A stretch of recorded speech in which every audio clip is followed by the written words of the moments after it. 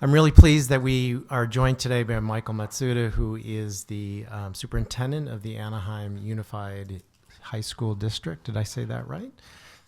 Close enough. Anaheim Union High School District. I met Michael, or at least I was told I needed to meet Michael. I think it was a reception from the Stewart Foundation once, and basically 5 people came up and said, you need to meet Michael and learn about what he's doing. And of course, Michael had 10 other people lining up to meet him. So of course, we didn't get a chance to talk that day, but we reached out to Michael and to learn more about some of the exciting work he's doing down there. I think we've really touched on a lot of interesting issues. A key issue is structurally, how do we do these things? How do we deal with them? There are many different ways, many different systems. Michael's works with a large school district that has a very diverse population, and they're doing some very interesting and creative things to institute and employ the ideas of civic engagement and a sense of purpose and so on. And we're just really thrilled to have Michael to join us today. I've given him the unfair task. I said, reflect upon what you hear today. And then I said, okay, you're going to talk in 5 minutes. So, but we know that superintendents can respond on a dime. They know how to talk. But a lot of these themes I know are very relevant to the work you do. And we also asked Michael to reflect upon and share with us some of the work that he's doing in the district as well. So very pleased to have Michael join us. Well, thank you, Andrew and Adriana and the entire team for putting this together. It's awesome to hear the mix between practitioners in the field and the science and the research. I think we need more of these spaces to inform us of, a path forward and affirming those of us who are intuitively doing this work. Just real quickly, Anaheim Union is a 7 through 12 district in the donut hole of Orange County, Anaheim, Santa Ana, Garden Grove. People think of Orange County as, the real housewives, and they think about all this wealth, and it is wealthy, as California is wealthy. But there are severe pockets of poverty in central Orange County. We are a 7 through 12 district, about 27,000 students, 5 cities, 80% free and reduced lunch, some of the highest rates of McKinney-Vento students and poverty, generational gangs. We have about 10 generational gangs. A lot of challenges in our district, which are often overlooked by the leaders of Orange County, who see they have a different mental model of our kids, and including Disneyland. We're in the shadow of Disneyland, and people, it's like going to Las Vegas. You go to Las Vegas, and you go a mile off the strip, and you see a lot of poverty. And you're going to see that in Anaheim. But people generally don't go a mile away from the resort because it's all in a bubble. And sadly, many of our kids and their parents who might work as custodians or back in the back rooms can never afford to go to the happiest place on earth. In fact, many of them who have never been to the beach, and you guys know. I mean, we've heard from our friends in the Native American communities from Central Valley, from Philadelphia, across America. The challenges of young people are growing, and there is a sense of urgency. And I think that's what this group is about how do we frame our challenges in a way that we can overcome the status quo out there. And I want to just briefly visit some of our discussions. I really like the way this program was set up, and just make a few comments about the progression of our speakers and our panels, our amazing panels. One more thing about going back to Disneyland. It's a multi-billion-dollar corporation that has done an amazing job of creating dopamine moments in their parks. And I challenge our teachers. In fact, there's a website called Dopamine Disney, if you can believe it.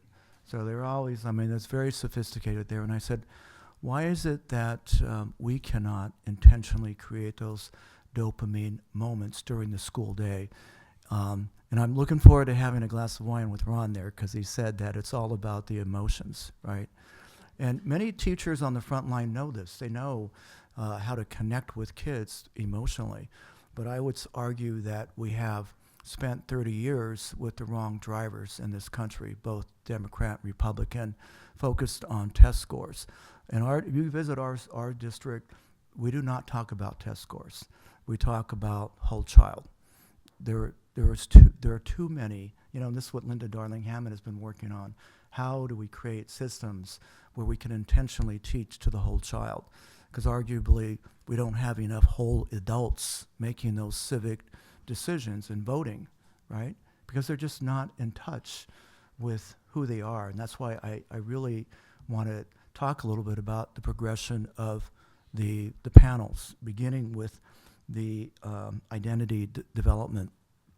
And Eva, thank you for setting the stage for us. And I really like the mix of the science and the researchers and the practitioners, and affirming all the work that you guys have done out in the field.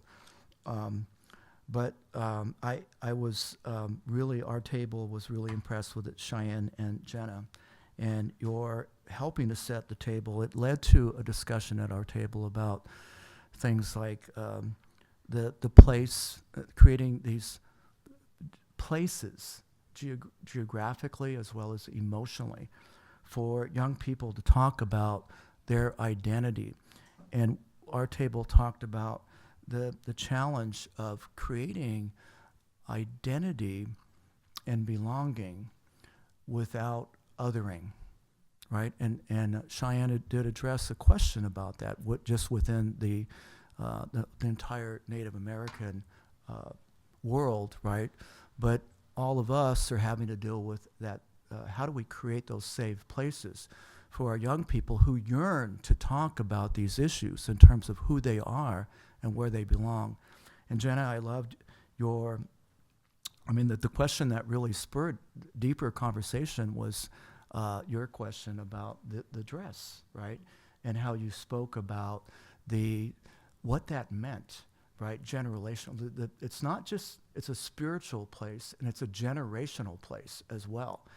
And at our table, we're saying that, if Jenna came to one of our schools, she would feel othered, right? Just because of what she's wearing, without teachers creating safe places for her to share what that means. And so, and it's whether it's the clothes or the food or the culture or the language, to be able to tell your personal story. And that identity development is so vital. And I think that it continued on to the next group. Veronica, is she still here? She was amazing as well. The professors were just incredible. And then I know that Jose and Jessa too, I was very impressed with both of their stories about falling into this and in the Central Valley. And I would assume it's a pretty red area, Central California is very conservative in terms of disempowering a lot of the farm workers and their families over generations. The farm owners have for too long, controlled the politics of Central California. But to have the courage to create the nonprofit Loud for Tomorrow, and in a short time, Jose was able to articulate the importance of developing that identity, and it doesn't happen overnight, right, with the programs, and the importance of developing mentoring, intentional mentoring for young people in those spaces so that they can grow and become more, so they can grow as individuals, but also see the interconnection with and commonalities with other groups. Because I think as we grow, we realize that life truly is a Venn diagram, and that those of us who are able to come to a place like UCLA are pretty skilled at doing that, no matter, but also realizing that we are, even by being here, we're privileged. Even we go home, we might not be privileged and we represent so many non-privileged people. But just by being here, you've exhibited the skills. I'm talking to the young people too, and Audrey was sitting at our table too, and you could tell. I mean, I didn't know she was a high school kid, but you know, she was definitely asserting herself in our conversation early on, and so that you know, this next progression about belonging, moving from identity to belonging, but having the ability to move and be aware of your identity to this larger belonging. And I think the challenge for all of us is, how do we create spaces where the belonging becomes the world, right? How we can move beyond these artificial constructs of race, gender, religion, to the entire world. And I think that's what Gen Z hungers for, because the number one issue is climate change and environmental justice. And in order to solve that challenge, because they know it's my generation that's dumped on Gen Z, that's left this world in disarray. And that's one of many problems that can only be solved by connecting the local environmental justice to the broader, right, worldwide community. And then moving along into the next group, which was about risk-taking during adolescence. And again, Natasha setting up us for that. I mean, just building the context for why that is so important, understanding how risk-taking is both positive and negative. And then having Luhan, I really appreciated your comments about the negative risk-taking and the pressure on young people out there in urban spaces, where that is also a type of brain development that's happening, and it's also a hunger for belonging, right? When you have, and it's really about survival, right, out there. It's about survival, and that was an incredible discussion. We had the pleasure of listening to Audrey too at our table discussion about how she and her peers were able to organize without taking a civics class, right? and that should tell us adults a lot about civic engagement. You don't have to take a class to do this. You need to, again, cultivate your purpose, your voice, to get there. And the last discussion too, in fact, all of these, you know, one of the things that Cheyenne taught me is this third space, right? How we have the three spaces, and the first one being schools, second one family, and third one generally the churches, right? But I think young people yearn for a third space, and certainly that's what all of our community organizations are attempting to build, a third space that's safe. But Dan and Hafiza, you've created that third space, right, with your program, Youth Build Philadelphia, intentionally built it, an ecosystem, which is beyond what schools were all about. And I really commend you for, because that's really what charter schools were supposed to be about, to innovate and to create these third spaces, and to teach us in the public school world, you know, that we need to reinvent. We have to, and that goes back to that sense of urgency that Hafiza, in your, you know, life story and your vulnerability and your willingness and to be up here, right, in front of all of us to share your story. You represent, in a lot of ways, the 50 million of many of whom are disenfranchised youth.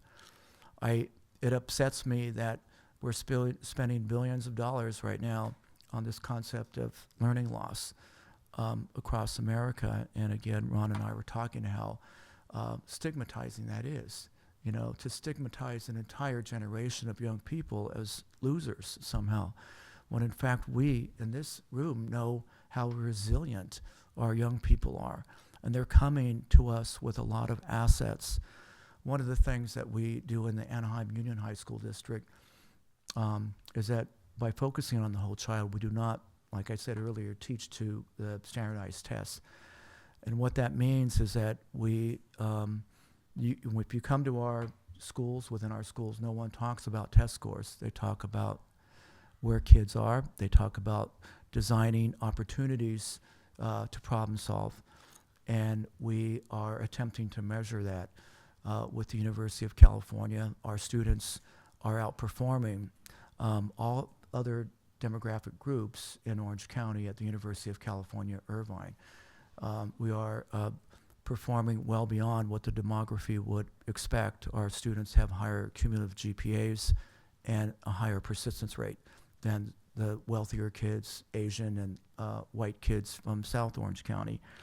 So that brought us a big grant in partnership with Chan Zuckerberg in the University of California, looking at different ways to measure student talent. I was invited by a group called Unidos, which is La Raza, and to talk about how are we measuring student talent. And one thing we do is truncated TED Talks in virtually every class, mostly in English classes, but we call them soapbox speeches. And in order to have if you think about the construct of a TED Talk, it's a very complex construct. There's a lot of writing involved, a lot of critical thinking involved, a lot of identity affirmation in terms of telling your story and exploring what your purpose might be in life, right? What your calling might be. And then building on that and researching it and talking about it and then expressing it in a 3 to 5 minute. It could be a speech, it could be a digital composition, but it's, again, we're not the researchers, and that's why I love being affirmed by much of the research. And then we have a thing called the 6-year plan, so all of this is digitized. We have a capstone where kids pick out their best learning over 6 years. They do it in 8th grade, they do it again in 12th grade, but the capstone starts on day 1 because the kids know that they're going to be collecting these artifacts of their own learning. We let them decide. And then they reflect on it and give it and share during as seniors or as 8th graders to a public audience. And then there's a lot of reflection involved. And I think that's where the learning truly happens in terms of finding your purpose. And you think about a traditional school system where they're focused on the test scores and pacing guides and just going, and they don't really have time to stop to reflect, to let the kids reflect. And I think that's a big, big problem now in this country and our approach to education. And I want to just end with, Orange County is a very purple county. I said we cover 5 cities. We have deep pockets of red there. And, there are places, as you know, in this country where you can't even mention civic education, much less democracy. That would be, in fact, they've passed laws around it. They've passed laws around emotional learning and certainly any sort of wokeism. This whole group would be banned in certain countries, in certain states, right? So we focus on jobs. We call it the Career Preparedness Systems Framework. And it's hard, it's almost impossible, whether you're on the right or the left, to criticize us as long as our jobs are connected to purpose, right? It really diffuses those because you think about moving away from test scores. I mean, that took a lot. And I told the teachers that if our test scores go down, if all of our other indicators, graduation, all those other things, I'm willing to go down with you. But you cannot not do anything here. And we have a critical mass of teachers now who would love to be part of this.